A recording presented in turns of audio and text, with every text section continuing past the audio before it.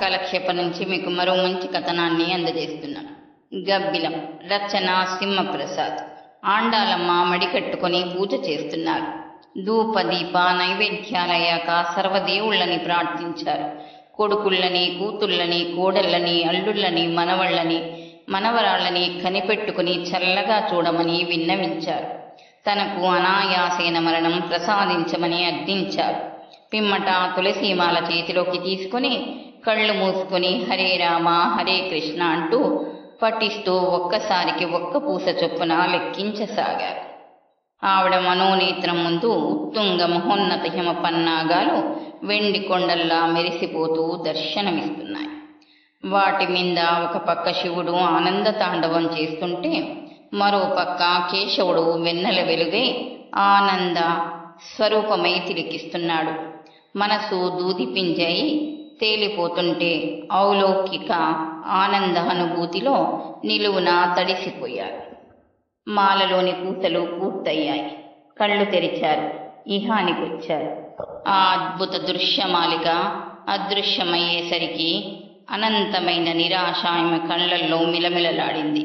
చిన్నగా నిట్టూర్చారు. ఆ దివ్యధామాన్ని చూడటానికి నా కళ్ళు పుణ్యం చేసుకున్నాయో లేదో, ఈ జన్మలో శివకేశవుల విశ్వరూప దర్శన భాగ్యం ఉందో లేదో. మళ్ళీ నిట్టూర్చారు. పెరట్లోకెళ్ళి సూర్యనారాయణుడికి నమస్కరించి వచ్చి ఇన్ని కాఫీ నీళ్లు గొంతులో పోసుకున్నారు. పిల్లలెవరూ ఫోను చెయ్యనే లేదు సుమా అనుకున్నారు.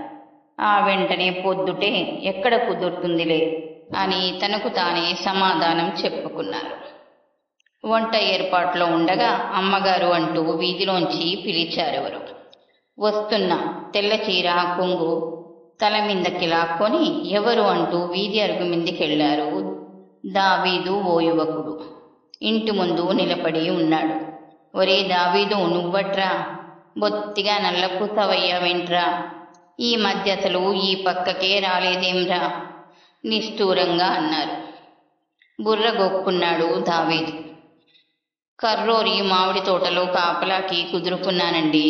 కొడుకులు అంది వచ్చారాయే, చేలో దిగాల్సిన కర్మేంటి నీకు అని ఆగి దావీదు పక్కనున్న యువకుడి వంక చూస్తూ, వీడెవడు నీ కొడుకా అని అడిగింది. గబ్బిలంగాడండి. అతన్ని తెరిపారా చూస్తూనే బుగ్గలు నొక్కుకున్నారు. నల్లగా ఉన్నాడు, కండలు తిరిగి ఉన్నాడు.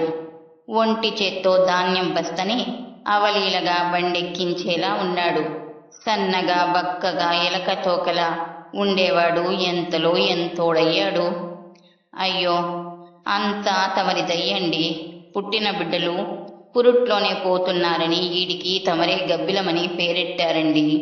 ఈడు బతికి బట్ట కట్టేశాడు. దావీది కళ్ళల్లోనే కాదు సర్వ అవయవాలలోనూ కృతజ్ఞత ఉట్టిపడుతుంది. గబ్బిలమంతా వికృత పక్షి ఎక్కడా ఉండదు రోయ్. దానికి నోరు మలద్వారం ఒకటే. అలాంటి పేరెడితే ఎందుకో బతుకుతాడనిపించింది. పేర్లో ఏముందమ్మగారు, 10 మంది చేత మంచోడనిపించుకుంటే చాలు. కబుర్లు బాగా నేర్చవరోయ్ అని ఇంకేదో అనబోయిందల్లా ఆగిపోయింది. దావీదు ఎడంగానే నిలబడ్డాడు గాని గబ్బిలం అరుగుని తాకుతూ నిలబడ్డాడు. ఆవిడ ముఖంలో కదలాడిన వికృత భావాలు చదివిన వాడల్లా గతుక్కుమని కొడుకుని వెనక్కి లాగాడు దావీదు. కోపంగా చూశాడు కొడుకు. పోట్ల గిత్తలా ఉన్నాడు. ఏం చేస్తున్నాడేంటి? బడికి పంపించినట్టున్నావు. 4 అక్షరం ముక్కలన్నా వంట పట్టాయా లేదా? వానాకాలం చదువు చదివాడండి. ఏదో ఉద్యోగం రాకపోదనుకుంటే మాకెవ్వరికీ చెప్పయ్యకుండా మిలిటరీలోకి పోయాడండి. ఇంతింత కళ్ళతో చూశారు ఆండాళ్ళమ్మ. ఎందుకు పనికిరాని వాళ్లే మిలిటరీలోకి వెళ్తారు.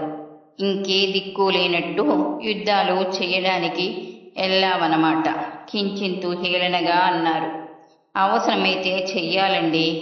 మన సరిహద్దుల్ని కాపాడుకోవాలి, దేశాన్ని రక్షించుకోవాలి అన్నాడు గబ్బిలం. అతని మాటల్లోని ఆత్మవిశ్వాసానికి అబ్బురపడకుండా ఉండలేకపోయారు. పిల్లకాకివి, ఏదో అనుకుంటున్నావు గాని రక్షించే పని నీది నాది కాదు, ఆ పైవాడిది. నారు వేసి నీరు పోసి నిన్నింతవాణ్ణి చేసింది ఆ పరమాత్ముడే. ఒరే దావీదు, వీడు కిరిస్తాని మతం తీసుకున్నాడా? తప్పు చేసినట్టు తలంచుకొని తలాడిస్తూ నలుగురితో బాటే అన్నాడు. మీకింత విశ్వాసం లేకుండా పోయిందేంరా? సరే ఎవరిలా పోతే నాకేం గాని నీ చిన్న కొడుకేం చేస్తున్నాడు? వాణ్ణైనా పాలేరు పనిలో పెట్టావా లేదా? ఆడికి చదువు అబ్బిందండి, తహసీల్దార్ అయ్యాడు. ఆశ్చర్యపోయిందావిడ. నోట్లోంచి మాట ఊడి రాలేదు. ఒకప్పుడు దావీదు తము పెట్టిన పాచి అన్నాన్ని ఆబగా తిని పెరిగాడు. తమ గొడ్ల దగ్గర కమతంలోనూ పని చేశాడు. ఆ దావీదు కొడుకు ఇవాళ అధికారి అయ్యాడు. వేదాంగ పండితుడైన సుబ్బరామశాస్త్రి కొడుకుల్లో ఒకడు తెలుగు పండితుడైతే రెండోవాడు టీవీ మెకానిక్గా మారాడు. కాల వైపరీత్యం అంటే ఇదేనేమో. మొత్తానికి పెట్టి పుట్టారా. సర్కారోడికి మీరంటేనే ప్రేమ. మీకు ఇండ్లు కట్టిస్తున్నాడు, ఊరికే చదువులు చెప్పిస్తున్నాడు, ఉద్యోగాలన్నీ ఇస్తున్నాడు. నాకు తెలవకడుగుతాను, మాదిగల పిల్లలంతా చదివేసుకుని ఉద్యోగాలంటూ ఊళ్ళు పట్టుకపోతే ఇంక పల్లెల్లో పని పాట ఎవరు చేస్తారా దావీదు? ఏం చెప్పాలో తోచక తలగొక్కున్నాడు దావీదు. ట్రాక్టర్లొచ్చాయి, కోత మిషన్లొచ్చాయి.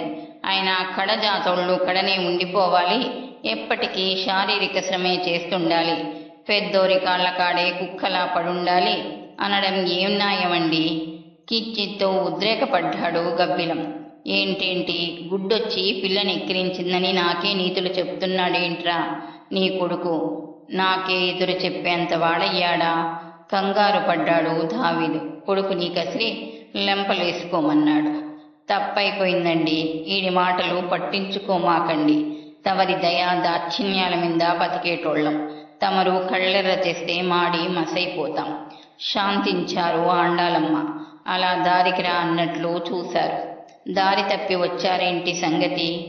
ఆదివారం ఈడి పెళ్ళండి. తమరి చేత్తో అంతో ఇంతో ఇస్తే పెళ్లి పనులు మొదలెడతామండి. ఆండాళమ్మ ఎంతో సంబరపడ్డారు. పాత రోజుల్లో మాలపల్లెలో గాని మాదిగగూడెంలో కానీ ఎవరి పెళ్ళైనా సరే మొదట తమింటికి వచ్చేవారు. తము 10వ పరకు ఇచ్చాకే పెళ్లి పనులు మొదలెట్టేవారు. పెళ్ళయ్యాక పెళ్లిపీటల మించి నూతన దంపతుల్ని తిన్నగా తమింటికి తీసుకొచ్చి ఆశీర్వాదం తీసుకునేవారు. ఇద్దరికి కొత్త బట్టలు పెడితే మురిసిపోయి వేణోళ్ల పొగుడుతూ వెళ్లేవారు. ఇప్పుడు కాలం మారిపోయింది. ఇటు తమ స్థితిగతులు, అటు వారి పరిస్థితులు ఊహించనంతగా మారిపోయాయి. అడపాదడపా తప్ప ఎవ్వరూ ఆశీర్వాదాలకి రావట్లేదు. దావీదు తమ ఉప్పు తిన్నందుకు తమ గౌరవం, సాంప్రదాయం నిలుపుతున్నాడని సంబరపడ్డారు ఆండాలమ్మ. ఇంట్లోకెళ్ళి 10 నోటు బయటికి తీశారు. మళ్ళీ దాన్ని లోపల పెట్టేసి 100 నోటు తీసుకొచ్చి ఇచ్చారు. మహాప్రసాదంలా అందుకున్నాడు దావీదు. అమ్మగారి చెయ్యి పెద్దది. ఆరిసేత్తో ఇస్తే అంతా సానా చక్కగా జరిగిపోతుంద్రోయ్ అన్నాడు కొడుకుతో. థ్యాంక్స్ అండి అన్నాడు గబ్బిలం. జాగ్రత్త, దావీదు ప్రాణాలన్నీ మీమిందే. ప్రాణాల మిందికి తెచ్చుకునే పనులేవి చెయ్యకుండా బుద్ధిగా నీ బతుకు నువ్వు బతుకు తలూపాడు గబ్బిలం. వాళ్ళు వెళ్ళిపోయారు.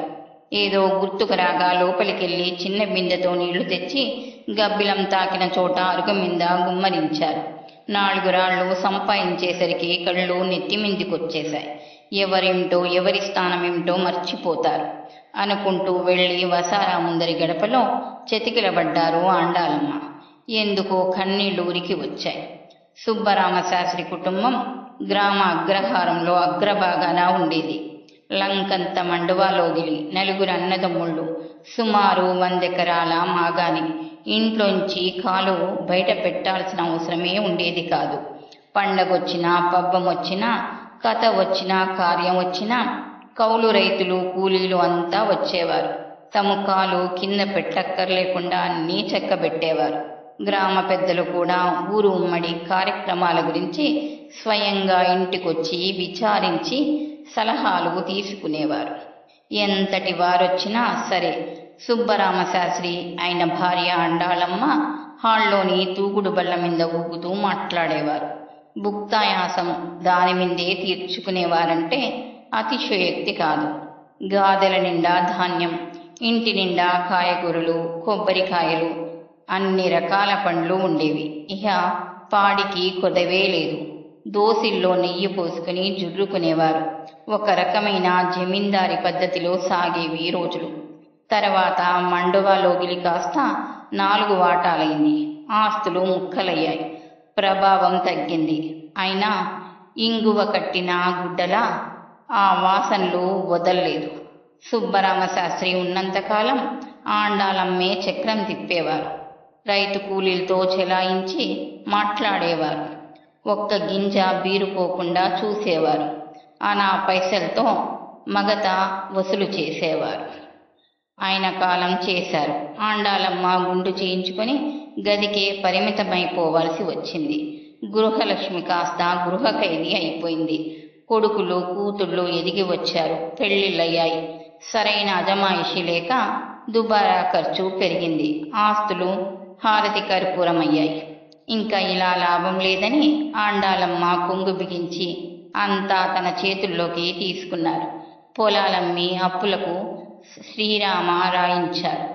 గుడ్డిలో మెల్లగా చెరువు కింద 4 ఎకరాలు మాత్రం మిగిల్చగలిగారు. కొడుకులు ఉద్యోగ వ్యాపారాలంటూ ఊరొదిలి వెళ్ళిపోయారు. ఆండాలమ్మ ఒంటిగా ఇంట్లో మిగిలిపోయారు. వచ్చిపోయేవారు తగ్గిపోయారు. పొలాల మీద వచ్చే ఆదాయంతో ఒక్కరిని దేహి అని అర్థించక్కర్లేకుండా నెట్టుకొస్తున్నారు. దేనికి వేటికి తలొంచకుండా అన్నీ తన అభిమతానుసారమే జరిగేటట్లు చెలాయించుకొస్తున్నారు. ఇంటైన చనిపోగానే తూగుడు బళ్ళ తాళ్లు విప్పేసి బల్లని ఇంటి వాసాలకి కట్టేశారు. అది తన జీవితానికి ప్రతీకలా అనిపిస్తుంటుంది ఆవిడకి. దాని వంక దీనంగా చూశారు. గతాన్ని నెమర వేసుకొని గాఢంగా నిట్టూర్చారు. గడిచిన కాలమంతా మంచిదే. రేపెలా ఉంటుందో ఏమో. కాలు చెయ్యి బాగుండగానే బద్రీనాథుణ్ణి, కేదారేశ్వరుణ్ణి దర్శించగలిగితే బావుణ్ణు. ఈ జన్మకి ఆ ఒక్క కోరిక తీరితే చాలు. ఆ పైన ఈ కట్టె ఏమైపోయినా పర్లేదు. ఆ దేవదేవుడి అనుగ్రహం ఎప్పుడు కలుగుతుందో అనుకుని కళ్ళు మూసుకొని చేతులు జోడించారు. ఆవిడ ప్రార్థన మన్నించి తన దూతని పంపినట్టుగా వచ్చాడు వాలేశ్వరరావు. అతడు పక్క ఊరతను. యాత్రా బస్సులు నడుపుతుంటాడు. ఆండాలమ్మగారు, వాలేశ్వరరావును వచ్చానండి. నువ్వటయ్యా, రారా, అలా కూర్చో. హాల్లోని చెక్క కుర్చీ చూపించారు. మీ ముందు కూర్చోగల అర్హత నాకెక్కడదండి. ఏదో మిమ్మల్ని నమ్ముకొని బతికేస్తున్నాను. ఇలా బతకనియ్యండి చాలు. నేనొచ్చిన పని ఏమిటంటే ఉత్తర దేశ యాత్రలకు బస్సు వేశాను. మీరీసారి కాదనకుండా రావాల్సిందే. ఆవిడ కళ్ళు మెరిశాయి. కేదార్నాథ్ కూడా తీసుకెళ్తున్నావా?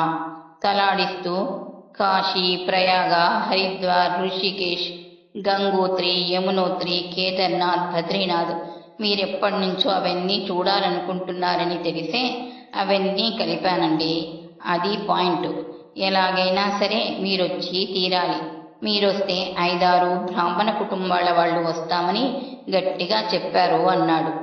మా అత్తగారికి బద్రీనాథ్, కేదార్నాథ్ వెళ్ళాలని మహా కోరికగా ఉండేది. పాపం ఆవిడకి ప్రాప్తం లేకపోయింది. కాశీ యాత్ర మాత్రం చేయగలిగారు. చేతిలో డబ్బుండి మా అమ్మ కాశీ కూడా వెళ్ళలేకపోయింది. రేపు మీ గురించి మీ కోడళ్ళు, కూతుళ్ళు అన్ని యాత్రలు చేసిన పుణ్యాత్మరాలు అని గొప్పగా చెప్పుకోవాలి. అంచేత మీరు ఈ యాత్రకి వస్తున్నారు. రసీదు ఎంతకి రాయమంటారు? బ్యాగ్లోంచి బిల్లు బుక్కు బయటికి తీస్తూ అన్నాడు. నీ తొందర దొంగలు తోలా. యాత్ర ఎన్నాళ్ళు, ఎంత ఖర్చు, తిండి తిప్పల ఏర్పాట్లేమిటో ఏవీ చెప్పకుండా ఆ కంగారేంటి? మీ సంగతి తెలిసే వాలేశ్వరరావు అని పేరు పెట్టినట్టున్నారు అని నవ్వారు. మీరేంటో తెలియకుండా రాలేదండి. మీరు కోరుకునేవన్నీ పక్కడిబందిగా ఏర్పాటు చేశాకే మీ గుమ్మం తొక్కాను. పాయింట్ లేకుండా మీ ముందుకి రావడానికి నాకెన్ని గుండెలుండాలి? కబుర్లు నేర్చావు. ఇంతకీ ఖర్చెంత? ప్రయాణం ఎన్ని రోజులు? 20 రోజులు, 30,000. ఇక్కడ బయలుదేరింది మొదలు మళ్ళీ ఇక్కడికి తిరిగొచ్చే వరకు తిండి వసతి అన్నీ నేనే సమకూరుస్తానండి. ఈ వయసులో అన్ని రోజులు ప్రయాణం చేయగలనంటావా? బేషుగ్గా చేయగలరు. నా మీద నమ్మకం ఉంచండి. మీకెలాంటి కష్టం రానివ్వను. భోజనం సంగతి ఏమిటి? అంతా మాలకూడు చేసేస్తావా? అమ్మమ్మ, ఎంత మాట! అలాంటి వాడినైతే మీ ముందు నిలబడగలనా చెప్పండి. వంట వార్పు చూడటానికి 2 కోమట్లను తీసుకొస్తున్నాను. మొదట మీలాంటి వారికి వడ్డించాకే మిగతా వాళ్ళకి ఆకు వేస్తాం. ఇంకో పాయింట్ ఏమిటంటే, ఇక్కడి నుంచి కాశీ వరకు రైల్లో తీసుకెళ్తాను. అక్కడి నుంచి బస్సు మీద తిప్పి మిగతావి చూపిస్తాను. మరో ముఖ్యమైన పాయింట్, మీ బోటి పెద్దలు యమునోత్రికి కేదార్నాథ్కి వెళ్ళడానికి డోలీ కానీ గుర్రాల్ని కానీ ఏర్పాటు చేస్తాను. ఆ ఖర్చు నాదే. ఏమంటారో? రసీదు కోసేయనా? నాకు రావాలని ఉంది. అబ్బాయిలు ఏమంటారో? ఏమీ అనరు. ఇన్ని డ్రై ఫ్రూట్స్ మూట కట్టించి క్షేమంగా వెళ్ళి రమ్మంటారు. ఎంతన్నావు? 30,000. 2 ఎకరాల పంట అంతే సుమండి. మా అబ్బాయిల చెవిలో ఓ ముక్క పడేసి రేపు కాదు గాని ఎల్లుండిరా. నన్ను చాలా నిరాశపరిచేస్తున్నారు. వస్తానంటున్నానుగా, ఎల్లుండొచ్చి డబ్బు పట్టుకెళ్ళు. ఇప్పుడు చెబుతున్నా, మాకు వేరే ఏర్పాట్లు చెయ్యాలి. వర్ణ సంకరం చేస్తే కాదు. ఆ విషయంలో ఎలాంటి తేడా రానివ్వను. వస్తే మీరు ఊరుకుంటారా? ఆడపులిలా మీద పడరు. మీరొస్తున్నారని చెప్పి 4 టికెట్లు అమ్ముకుంటాను మరి. కానీ అచ్చంగా మా వాళ్ళే అయితే మరీ మంచిది. కష్టమండి, అంతమంది రారు. ఎల్లుండొచ్చి తమ దర్శనం చేసుకుంటాను. నమస్కారం చెప్పి అతడు వెళ్ళిపోయాడు. ఆండాలమ్మ మనసు ఆనందాన్ని తట్టుకోలేక పిల్లి మొగ్గలేసింది. ఎన్నాళ్లకి తన కోరిక తీరబోతుంది. ఈ అవకాశాన్ని చచ్చినా జారవిడ్చుకోకూడదు. గబగబా కొడుకులకి కూతురికి ఫోన్ చేశారు. ఆనందంతో తడపడుతూ విషయం చెప్పారు. కానీ అవతలి వారి జవాబు విని నీరుగారిపోయారు. కళ్లల్లో కన్నీళ్లు తిరగ్గా కూలబడిపోయారు. మగతోడు లేకుండా ఆడదానివి ఒక్కదానివి ఎలా వెళ్తావు అని ఒకరన్నారు. ఈ ముసలి వయసులో అంత దూరం ప్రయాణం చెయ్యలేవు అన్నారు ఇంకొకరు. ఇండ్లే వైకుంఠం అనుకుంటూ కృష్ణారామ అనుకో, దేవుడు ఎక్కడ లేడు అన్నారు మూడోవారు. తను కన్న సంతానం నుంచి అంత కటువైన మాటలు దూసుకొస్తాయని బొత్తిగా ఊహించలేదేమో. బాగా డీలా పడ్డారు. కళ్ళ నుంచి గంగా గోదావరులు ప్రవహిస్తుంటే సర్వం కోల్పోయిన దానిలా అయిపోయారు. అభోజనంగా ఉండిపోయారు. ఒంటెగా ఇంట్లో మ్రగ్గిపోయారు. ఆ వాళ్ళ తెల్లవారకపోతే బావుండనుకున్నారు ఆండాళమ్మ. కానీ సూర్యుడు ఎప్పట్లానే ఉదయించాడు.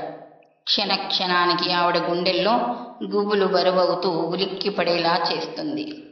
ఇప్పుడు ఇంకాసేపట్లోనో వాలేశ్వరరావు వస్తాడు. ఆశతో వస్తాడు. రాలేనని ఎలా చెప్పడం? ఎలాంటి వంక పెట్టినా కొడుకుల్ని అనుమానిస్తాడు. పేగు తెంచుకు పుట్టిన బిడ్డలకు చెడ్డ పెరెలా రాణిస్తుంది. పైగా ఘనత వహించిన సిద్ధాంతం వారి కోడలు. వేద కోవిదుల సుబ్బరామశాస్త్రి గారి ధర్మపత్ని. జీవితపు చరమంకంలో ఆఖరి కోరిక అనదగ్గ చిరకాల వాంఛని అవకాశం వెతుక్కుంటూ వచ్చినా తీర్చుకోలేకపోవడం, ఇచ్చిన మాట తప్పటం. కలవరపడుతూ పూజాధికారులు ఎలా పూర్తి చేశారో ఆవిడికే తెలియదు. అపహారవేళ ఇంటి ముందు కారాగింది. బ్రూకుటి ముడివేసి తలుపు చాటు నుంచి వీధిలోకి తొంగి చూశారు. కారులోంచి దావీదు, పెళ్లి కొడుకు పెళ్లి కూతురు మరో యువకుడు దిగుతున్నారు. దావీదు కొడుకులిద్దరూ సూట్లు ధరించి హుందాగా ఉన్నారు.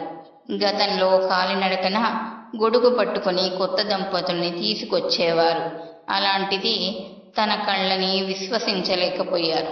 ఒకప్పుడు మాలల పిల్లలు, గోచీలు, పెద్దిళ్ళ వాళ్ళిచ్చిన చినిగిన నిక్కర్లు, బనిన్లు ధరించేవారు. పేడ కోసం పశువుల వెంట పరుగులు తీసేవారు. పొలాల్లో పరక ఏరుకునేవారు.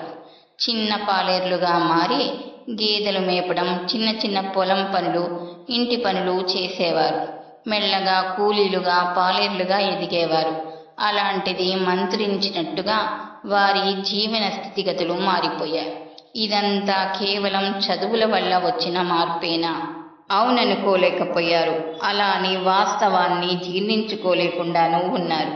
మనసు చేదుగా అయిపోగా ముఖానికి చిరునవ్వు పులుముకొని వీధి అరుగు మీదకెళ్లారు.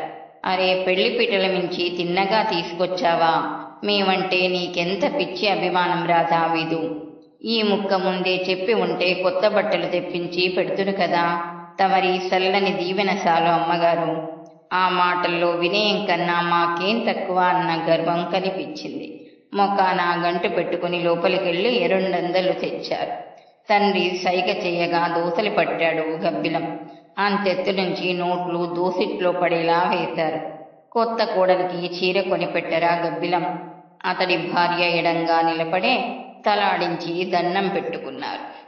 రెండో యువకుణ్ణి ముందుకు తోసి, నా చిన్న కొడుకండి అని చెప్పాడు దావీదు. చాలా సంతోషం. ఆర్థిక స్తోమత, సాంఘిక ప్రోత్సాహం కరువైన ప్రతి చిన్న అవకాశాన్ని అందిపుచ్చుకొని వృద్ధిలోకొచ్చారు అన్నారు అయిష్టంగానే. పొంగిపోయాడు దావీదు. ఉత్తర దేశంలోని పుణ్యక్షేత్రాలన్నీ చూపిస్తాను రమ్మంటుంటే మా నాయన రానంటున్నాడండి.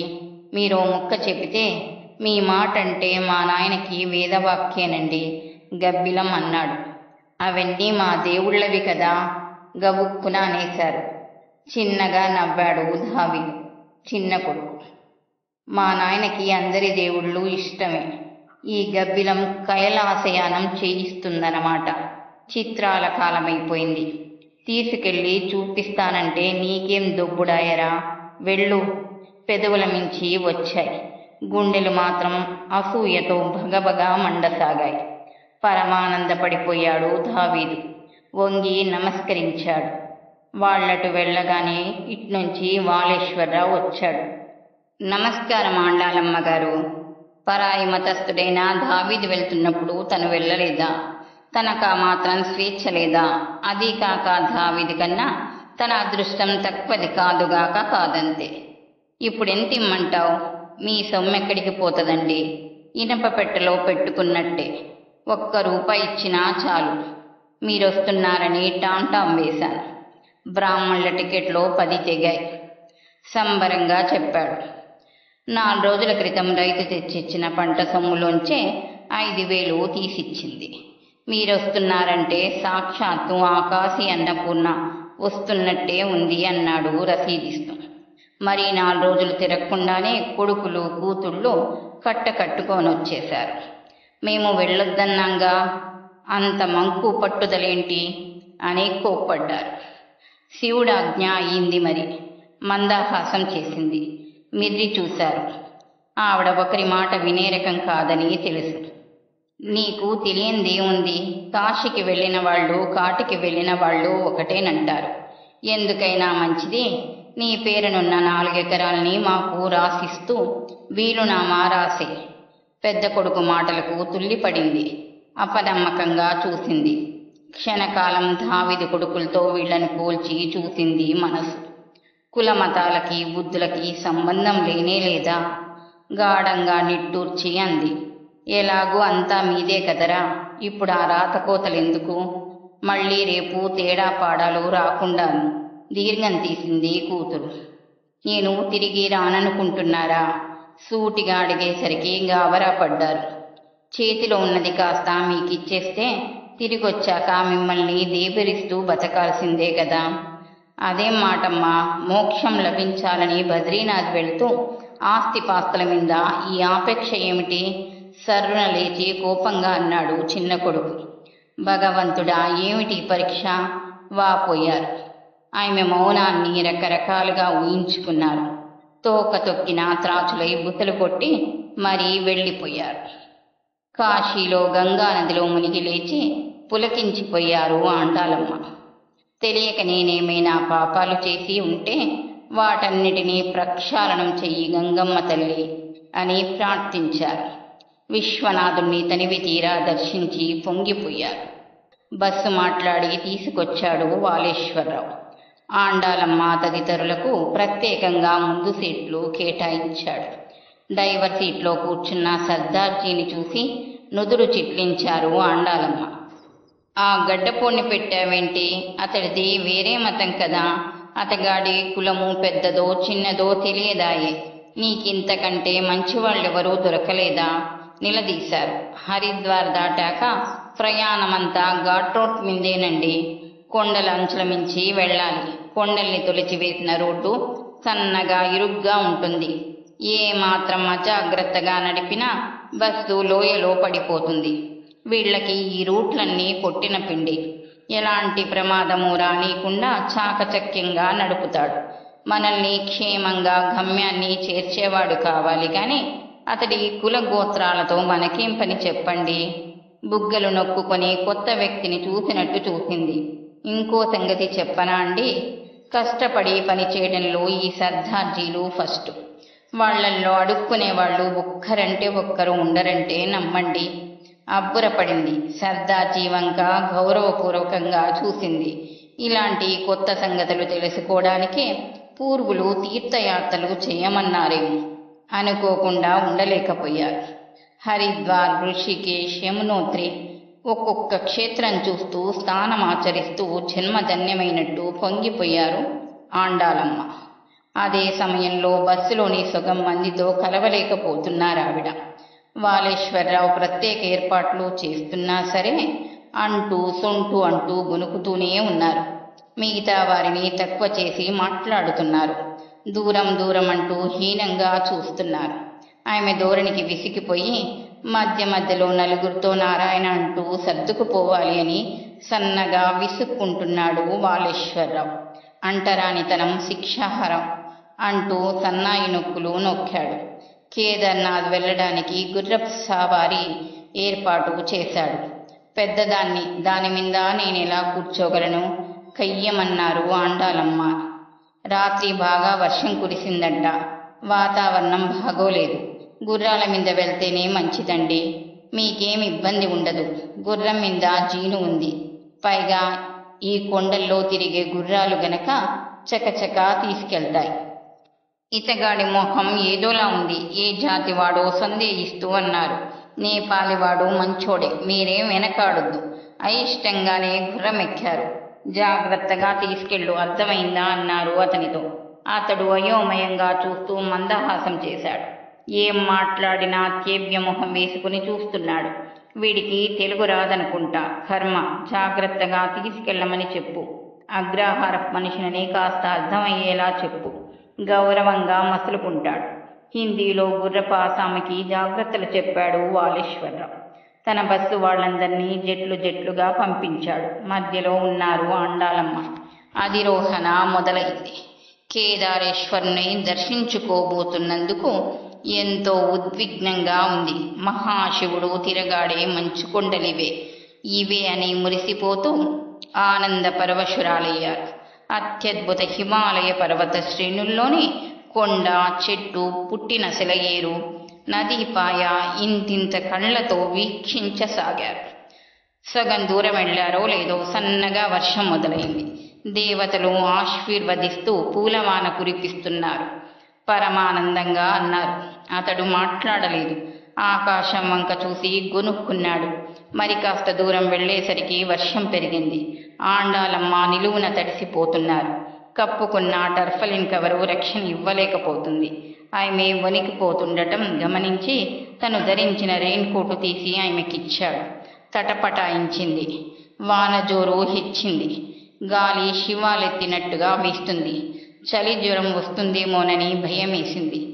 ఇలాంటివి వెంట తెచ్చుకోమని ముందుగా చెప్పనందుకు వాలేశ్వరరావుని తిట్టుకుంటూ ఎవరూ తనని గమనించడం లేదని నిర్ధారణ చేసుకున్నాక దాన్ని ధరించారు. మరికొద్ది నిమిషాలకే వర్షం ఉధృతి విపరీతంగా పెరిగిపోయింది. ముందుకెళ్లడానికి గుర్రం మొరాయిస్తుంది. గట్టిగా పట్టుకో, పడిపోతాను. భయంతో అరిచారు. డరో మత్ మాతాజీ అని భరోసా ఇచ్చాడు. అతడి మాటలు అర్థం కాకపోయినా భావం అర్థమైంది. ధైర్యం కూడా తీసుకుంది. మెల్లగా గుర్రాన్ని స్లోపు కిందికి తీసుకెళ్లాడు. వర్షం ఈడ్చి కొడుతుంది. గుర్రం అక్కడక్కడే కల తిరగసాగింది. గుర్రం దిగమని సైగలతో చెప్పాడు. ఆవిడ దిగనంటూ భీష్మించింది. దగ్గరికి రాకు, ముట్టుకోకు అన్నారు బిగ్గరగా. ఆమె ప్రతిఘటనని లెక్క చేయకుండా బలవంతాన ఆమెని ఎత్తి దింపి చెట్టు పొదల కిందికి తీసుకెళ్లాడు. భయంతో కేకలు పెట్టారు. ఆవిడ్ని దింపి అతడు దూరంగా వెళ్ళాకే స్థిమితపడ్డారు. తన బ్యాగు గుర్రం మీదే ఉండిపోయిందని గుర్తొచ్చి అరిచి చెప్పారు. అతడు దాన్ని తెచ్చిచ్చాడు. దాన్ని గట్టిగా పట్టుకున్నారు. అందులో చీరలు, పూజా సామాగ్రి వగేరాలున్నాయి. డబ్బు లంగాకి కుట్టిన చిన్ని సంచిలో భద్రంగా ఉంది. ఆయన కొట్టి లాక్కొని పారిపోతాడేమోనని అతడి వంక అనుమానంగా చూస్తూ ముడుచుకుపోయారు. తన భర్త వాళ్ళెవరైనా కనిపిస్తారేమోనని చూశారు గాని కంటికసలు ఏమీ కనిపించడం లేదు. ఉరుములు మెరుపులతో హోరున కురుస్తుంది వాన. ఆకాశం వంక చూసి పెదవి విరిచాడు. ఇంకా పైకెళ్ళలేమో అనుకుంటూ తల అడ్డంగా ఊపుతూ సైగ చేశాడతడు. ఇంతలో అలకానంద జడలు విప్పుకొని ఉప్పొంగింది. ఎక్కడికక్కడ నీటిపాయలు పోటెత్తుతున్నాయి. ఊహించని విధంగా పైనుంచి బురద వరదలా వచ్చి పడింది. దానిలో కొందరు కొట్టుకుపోతుండటం కంటపడింది. ఇద్దరి గుండెలు గుబ్బిళ్ళుమన్నాయి. గుర్రం సకిలిస్తూ ముందు కాళ్ళెత్తి అతన్ని త్రోసేసి వేగంగా క్రింది వైపు ఉరికింది. నడక మార్గం కొట్టుకుపోతుండటం గమనించి జాగ్రత్త అని ఆవిడ్ని హెచ్చరించి అతడు వేగంగా వెళ్ళిపోయాడు. ఊహించని పరిణామానికి బిత్తరపోయారు ఆండాళమ్మ. కన్నీళ్లు పొంగి వచ్చాయి. దేవుడా దేవుడా అని విలపించారు. గాలి వాన ఉధృతమయ్యాయి. బీభత్స నృత్యం చెయ్యసాగాయి. అంత పెద్ద కొండలు కదిలిపోతున్నాయి. ఎక్కడికక్కడ కొండ చర్యలు విరిగి పడుతున్నాయి. ఆవిడ గుండెలు జారిపోయాయి. చీకటి పడింది. వర్షం ఇంకా ఏనుగు తొండాలతో కుమ్మరిస్తున్నట్టు కురుస్తూనే ఉంది. చలి గడ్డ కట్టేస్తుంది. కడుపులో పేగులు ఆకలితో అరుస్తున్నాయి. ఏ జన్మలో ఏ పాపం చేశానని నాకిలాంటి శిక్ష వేశావు దేవాది దేవా అంటూ విలపించసాగారు ఆండాళమ్మ. ఏడుస్తూ గొనుక్కుంటూ ప్రార్థిస్తూ జోగుతూ ఉండిపోయారు. ఎట్టకేలకు తెల్లవారింది. కానీ వర్షం తగ్గలేదు. భీకర గాలులు శాంతించలేదు. ఎటు చూసినా ప్రళయకాల ఘోషలే, గర్జనలే. ఆకలికి తట్టుకోలేకుండా ఉన్నారు ఆండాళమ్మ. శోష వచ్చేటట్టుంది. ఎవరైనా పట్టడన్నం పెట్టి పుణ్యం కట్టుకోండి అని బిగ్గరగా అరిచారు. ఆవిడ మాటలు కొండల్లో ప్రతిధ్వనించాయి. వెక్కి వెక్కి ఏడుస్తుంటే కొండపై నుంచో ముగ్గురు యువకులు జారిపడుతూ లేస్తూ క్రిందికి వెళుతూ కనిపించారు. అరుస్తూ వారిని పిలిచారు. పొట్ట చూపించి అర్థించారు. ఒకడు తన బ్యాగులోని రోటీని ఆమె మిందికి విసిరాడు. అట్టలా ఉందది. ఆయన అదే మహాప్రసాదం అనుకుని ఆవురావురమని తినేశారు. వారిదే కులము మరే మతము అని తర్కించుకోలేదు. వర్షం భారీగా కురవడంతో వాగులు వంకలు పొంగాయి. ఉప్పొంగిన గంగా పెనుగంగై శివమెత్తింది. నీటి ప్రవాహం ఆండాళమ్మని త్రోసేసింది. క్రిందకు ఇంకా క్రిందకు జారిపోయారు. మధ్యలో ఓ చెట్టు అడ్డు తగలగా దాన్ని వాటేసుకున్నారు. లేకపోతే లోయలోకి కొట్టుకుపోయేవారే. గుండెలు కుదట పడ్డాక జాగ్రత్తగా చెట్టు కొమ్మ ఎక్కి ముడుచు కూర్చున్నారు. కళ్ళు మూసుకొని రామనామం జపించసాగారు. నేనిక్కడే ఈ హిమాలయాల్లోనే సమాధి అయిపోవడం ఖాయం. ఇందుకోసమేనా ఇంత దూరం తీసుకొచ్చావు? కేదార్నాథ్ చేరకుండా నీ దర్శనం లభించకుండా చేసింది ఇందుకోసమేనా అంటూ కన్నీళ్లు పెట్టుకున్నారు. కొడుకులు, కూతుళ్ళు, మనవళ్ళు గుర్తొచ్చారు. దుఃఖం రెట్టింపైంది. మన్ను మిన్ను కలిసిపోతూ అంతా అతికినట్టుగా అయిపోతుంటే మనిషి అనేవాడు కానరాక అల్లాడుతుండిపోయారు.